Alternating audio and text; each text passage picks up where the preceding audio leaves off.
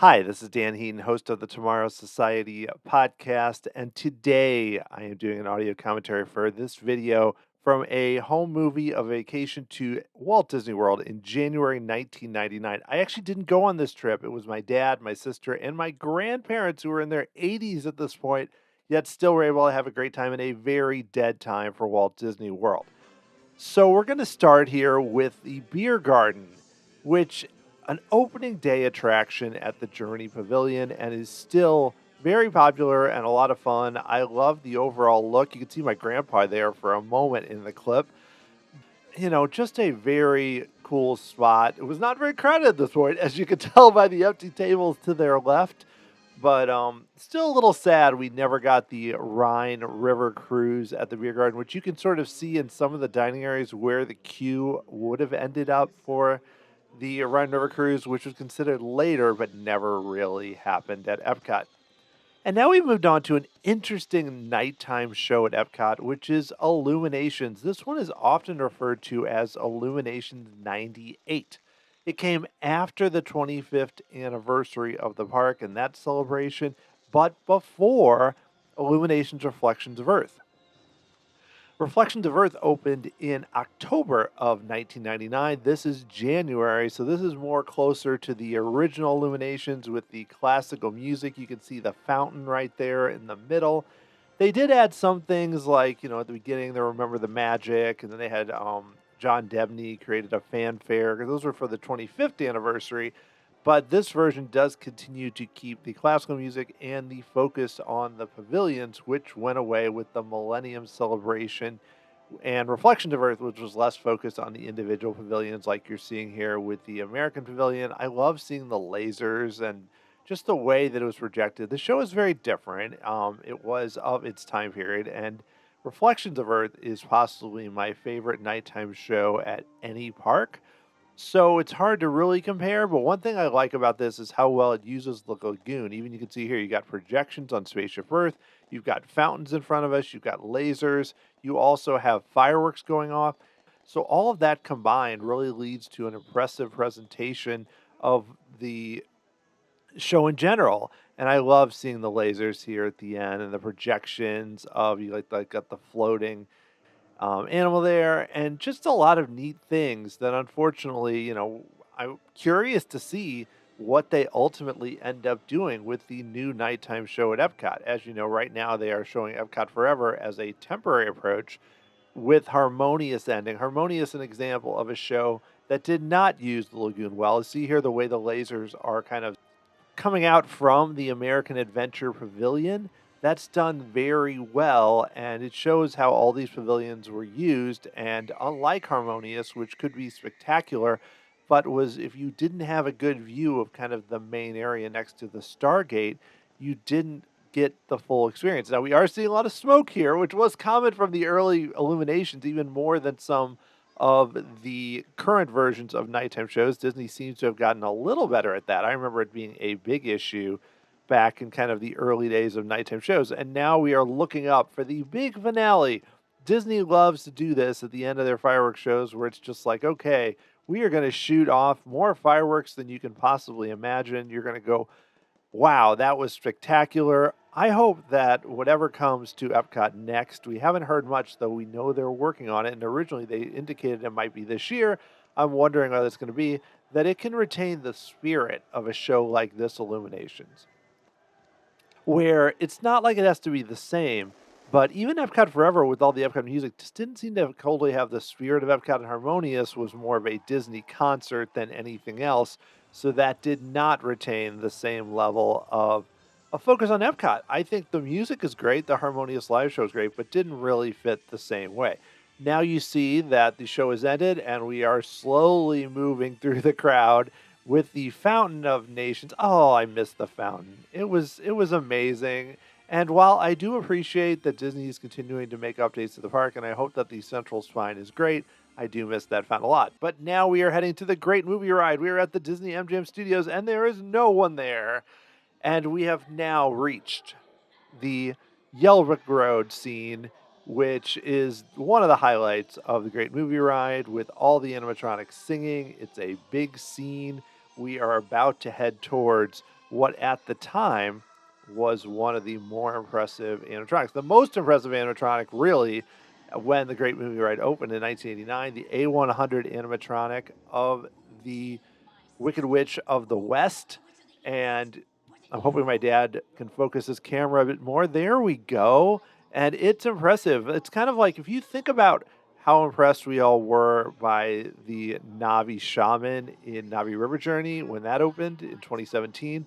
It was the same level when the Wicked Witch of the West animatronic appeared the first time, where it was the highlight of the show. It's hard to convey that now, or even as late as 2017 when Great Movie Ride closed. It just wasn't the same. All right, Twilight Zone Tower of Terror had only been open for 4 years at this point, and I still love the Tower of Terror. It still impresses me so much. We see the opening scene here where you go up and stop, and then we're dropping. Wow, there's just no, not much of a shots of the Twilight Zone Tower of Terror. You can see the outside of the elevator shaft right there as we pull back, but really inventive for the time and still is today with some of the changes to give you more drops. All right, I'm not even really sure what to say here. I love that my dad shot so much of this show, which is the Kristos. The Kristos were an acrobatic troupe that were mysterious and presented themselves like they were aliens.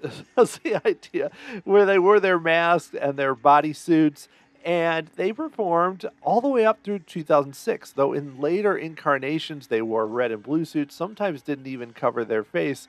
But I don't know how Disney-like I would say this is. I know it's impressive, but it's a little odd with the silver leather and everything else and all the contortions being done by the Kristos. But you can see they're performing. Communicore is behind them. So in that kind of central spine area, they just have this little stand right here. And, just doing their thing and showing all the different moves. Now, I don't mean to dismiss the strength involved in this, because as you know, from anyone who's tried to do yoga or Pilates or anything, doing these moves is a real challenge. But it's, I really miss kind of just strange Walt Disney World. And they still have a little bit of it now, but I cannot picture in the internet age, the Kristos still being there and with just the current era under Bob Iger. And now we're on to the Magic Kingdom. We have boarded a Main Street vehicle. Look at all the people. There are people at the Magic Kingdom, but what better way, especially when you're traveling with grandparents, to see Main Street than on a Main Street vehicle? And here's the castle, and there are not as many people in front of the castle as you can see. Oh, Splash Mountain, which finally closed to make way for what I am very excited about, Tiana's Bayou Adventure, as we pass the various animatronics. There is Brer Rabbit. And now we have moved on to near the end of the attraction with the darkness as we slowly start to go up the lift hill. Great view of the castle as always. Oh, we stopped for a moment.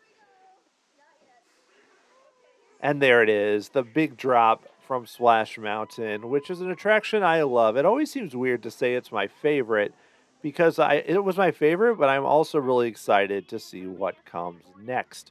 Now we are on the Jungle Cruise, always a classic for any home movie because you're sitting down and it's very easy to shoot, and you can also shoot the skipper, though my dad is having a bit of a challenge with some heads. Oh, and now we're on Space Mountain, where the lights are on. Always a great YouTube video. Those are very common. Our Instagram video now on a home movie, riding the People Mover and seeing what I always really appreciate. I wish I would just study it. I should just study this. Space Mountain with the lights on. And you can see there are a few drops there, but the drops are not that significant. They feel a lot more in the dark, where if you saw this if this coaster was placed outside, yes, it would still be a lot of fun, but it would not be the same level of what it is indoors in the dark, as many of you all know. And now we got a daytime parade. I believe this is the Magical Moments Parade, which also at times was called Remember the Magic.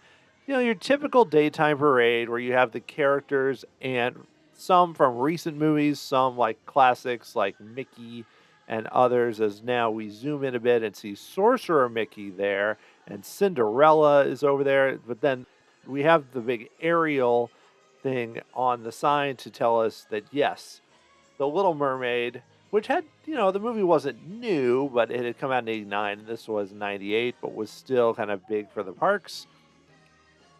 But, your normal, my parents love to shoot parades, and, they're easy to shoot. Speaking of Ariel, there she is right there on her float and with some of her fellow friends. And then we move on to Simba and Timon and Pumbaa under there from The Lion King, which had only been out for 4 years. So we were still on the full Lion King front, including the parks, with things like Legend of the Lion King and other changes. All right, our final stop today is the Animal Kingdom, where my dad has decided he really wants the shaky camera to go to the fullest. Some nice shots there of the Tree of Life, and then we have jumped on to the safari, Kilimanjaro Safaris. Back, and if you think about it too, this is 1999, and the park had only been open since May 98. So you're looking at this, it was just 8 months old. So you're seeing Kilimanjaro Safari. I wish he had recorded more in its very early stages. The park hadn't even been open for a year, and the vegetation obviously is going to get much more involved as the park has now been open for more than 25 years. And there's a rhino right there on the side of the path. I love moments like this on Kilimanjaro Safaris. You cannot always predict them. Finally, we have the original Festival of the Lion King, and it's outdoor theater. You can see in the back there people sitting on bleachers. And luckily it was January, so it wasn't super hot like it was when I visited first in May 1998. Here are all the acrobatics, always a popular part with the hijinks there as they flop around there while the music plays. And then we have the Can You Feel the Love Tonight, as expressed by some impressive work there by the performers swinging back and forth in the air. Very cool. But again, this is still early on, well before it moved to the theater in Africa, but also before it even switched theaters to a more impressive spot in Camp Mini Mickey, where this was not intended to be a permanent show, but it was so popular that Disney's thought was, well, we have to keep this show because it's drawing a lot of attention from guests. Guests are enjoying it. There's not that many things to do at this park. Let's even make it where that we can increase the capacity, bring in air conditioning, make it a more comfortable show, and also still retain what continues today. They had kind of a shorter version, but now they've made it longer once again. Still very popular, and I appreciate with it being in Africa, it fits very well in that area. Gives you another thing to do kind of in the main entryway of the park now that Pandora, the world of Avatar, has replaced the area that was Camp Mini Mickey and made the park overall just a lot stronger. Well, I hope you enjoyed this trip to Walt Disney World, January 1999. I've enjoyed bringing it to you. If you'd like to learn more about everything I'm doing, you can go to tomorrowsociety.com. Lots of podcast episodes, interviews with Disney Imagineers, trip reports, talk about the latest news, so much more. I also write a lot about our various trips to Walt Disney World, Disneyland, Universal, regional parks, and so much more. Thanks for sticking with me here on this commentary for 1999. I enjoyed bringing it to you, and I will talk to you again very soon.